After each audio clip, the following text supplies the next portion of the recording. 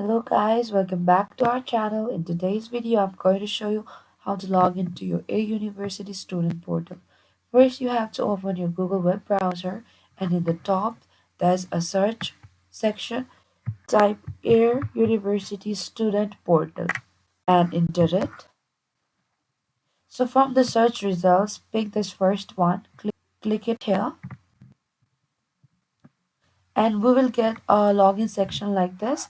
So we just have to type our ID and our password as well,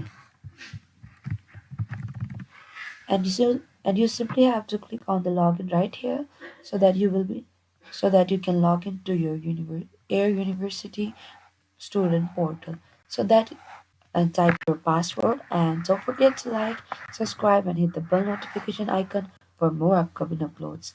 And this is how you can log in to your Air University student portal. You can simply click on this section. So thank you so much guys for watching this video,